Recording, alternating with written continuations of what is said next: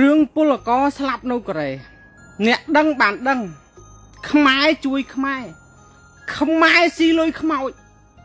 សំបីតាលុយខ្មោចក៏គេស៊ីដែរអ្នកដឹងបានដឹងអានេះរឿងពលករកូរ៉េដែលបាត់បង់ជីវិតគ្រប់កាលពីឆ្នាំ2021និង2022ហ្នឹងខ្ញុំមានមិត្តភ័ក្តិម្នាក់ស្លាប់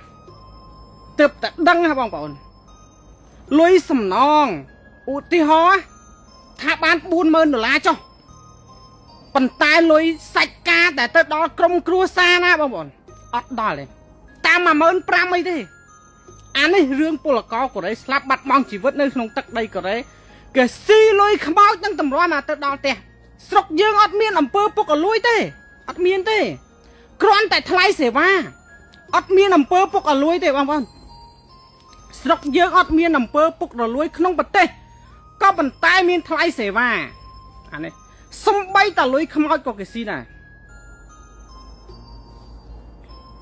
តម្រាំតាលុយធ្លាក់ដល់ដៃក្រុមគ្រួសារណាបងប្អូន$40,000ឧទាហរណ៍ចឹងណា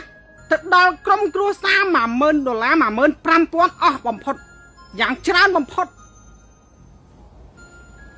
អានេះថារឿងស្អីក៏ដោយនៅកូរ៉េនេះណាតាក់ទងជាមួយពលករដែលស្លាប់នេះស៊ីលុយឆ្ងាញ់បំផុតគេស៊ីលុយខ្មោចហើយគេប្រើឈ្មោះថាខ្មែរជួយខ្មែរទឹកចិត្តខ្មែរស្រឡាញ់ខ្មែរជួយខ្មែរតែវានៅបង្កប់នៅអាក្នុងជួយហ្នឹងតាមពិតវាជាមុខចំនួនគឺជារបររស់ស៊ីរបស់គេអានេះទឹកចិត្តខ្មែរជួយខ្មែរយកលុយខ្មោចសំបីតែលុយខ្មោចអានេះឥឡូវហ្នឹងប្រហែលថ្ងៃមុនក៏មានបងប្អូនគាត់ស្លាប់ដែរតែខ្ញុំថារឿងនេះមិនដឹងថាខាងសន្តានទូតឬមួយក៏ខាងអីស៊ីទេប៉ុន្តែតម្រាំតែរឿងក្តីហ្នឹង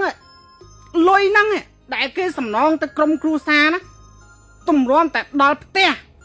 អស់ហើយសឹកអស់ហើយតាមផ្លូវអារឿងក្តីហ្នឹងសឹកអស់ហើយទាំងដែលសពហ្នឹងបូជានៅក្នុងទឹកដីកូរ៉េទៅដល់ខ្មែរវិញនេះយកទៅខ្មែរវិញហ្នឹងណាបងប្អូនយើងយកទៅខ្លួនឯងឬមួយក៏បងប្អូនមិត្តភ័ក្តិយកទៅខ្លួនឯងផ្ញើទៅខ្មែរលុយខ្លួនឯងមិនមែនលុយសន្តានទូតមិនមែនលុយរបស់ក្រុមហ៊ុនមិនមែនលុយរបស់រដ្ឋមានគ្រាន់តែមានឈ្មោះមួយសន្តានទូតគ្រាន់តែមានឈ្មោះមួយប៉ុន្តែរាល់ការរត់ឯកសារអ្វីផ្សេងគឺខ្លួនយើងទាំងអស់បងប្អូនក្រុមគ្រួសារមិត្តភ័ក្តិយើងទាំងអស់អានេះទឹកចិត្តខ្មែរជួយខ្មែរសម្លាប់ខ្មែរស៊ីលុយទាំងខ្មោចឡើងអានេះក៏ប៉ុន្តែគេប្រើពាក្យដែលពីរោះខ្មែរជួយខ្មែរខ្ញុំប្រាប់ថាខ្ញុំរងគ្រោះមិនមែនរងគ្រោះបងប្អូនខ្ញុំមកកូរ៉េវាល្ងងយើងត្រូវការប្រើប្រាស់យើងត្រូវការពឹងពាក់គេទៅលើខ្មែរជួយខ្មែរគេប្រើឈ្មោះក៏ប៉ុន្តែស្អីក៏ថ្លៃសេវាទាំងអស់ខ្ញុំមិនថាទេអារឿងហ្នឹងក៏ប៉ុន្តែសំបីតាលុយខ្មោចក៏គេស៊ីដែរអានេះស្រឡាញ់ខ្មែរណានៅកូរ៉េនេះណាបងប្អូនអ្នកដឹងបានដឹងរឿងហ្នឹងណាអ្នកដែលប្រទះអ្នកដែលធ្លាប់ជួបបានដឹងណាបងប្អូនអរគុណគ្រាន់តែចង់នឹកគ្រាន់តែចង់និយាយចេះគ្រាន់តែចង់រំលឹកខ្មោចស្លាប់ទៅហើយបាត់បង់ជីវិតទៅហើយណា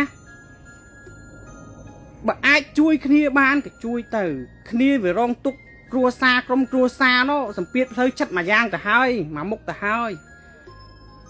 នៅគៀបសង្កត់យកលុយពីខ្មោចមកតង់ទៀតហើយណាបងប្អូនអរគុណមានតែប៉ុណ្ណឹងអរគុណ